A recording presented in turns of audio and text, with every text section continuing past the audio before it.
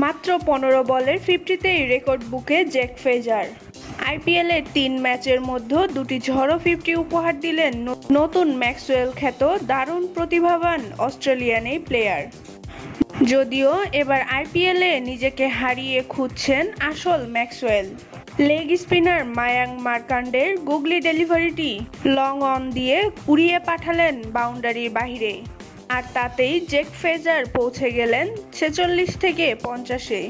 ৩ ম্যাচের মধ্যে ২টি ঝড়ো 50 উপহার দিলেন নতুন এই ম্যাক্সওয়েল।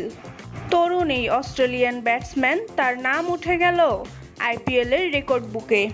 দিল্লির হয়ে হায়দ্রাবাদের বিপক্ষে ২৬৭ রানে তাড়া করতে নেমে স্রেফ ১৫ বলেই ৫০-এর দেখা পান তরুণ এই ব্যাটার। চলতি আইপিএলের দ্রুততম 50 এটি। এই ম্যাচের প্রথম ইনিংসেই ১৬ বলে 50 করেন হায়দ্রাবাদের প্লেয়ার ট্রেভিস হেড। কিছুদিন আগে সমান বলে 50 করেন তারই সতীর্থ ব্যাটার অভিষেক শর্মা। আর এখন সবকিছু ছাড়িয়ে দিল্লির হয়ে সবথেকে দ্রুততম 50 রেকর্ড গড়লেন ফ্রেজার।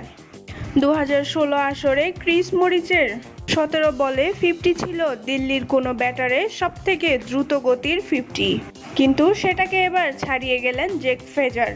দিল্লির হয়ে কোনো ব্যাটার ১৫ বলেই 50 স্পর্শ করেছে। জ্যাক ফ্রেজারের ব্যাটিং দেখে মুগ্ধ হয়নি এমন কেউ নেই। ক্রিকেট সমর্থক থেকে শুরু করে ক্রিকেট বিশ্লেষকরা সবাই তার ব্যাটিং দেখে মুগ্ধ হয়েছেন। বাহবা দেওয়া হয়েছে এবং ধারাভাষ্য কক্ষ থেকেও বলা হয়েছে এই তরুণ ব্যাটার ভবিষ্যৎ ক্রিকেটে অনেক বড় অবদান রাখবে।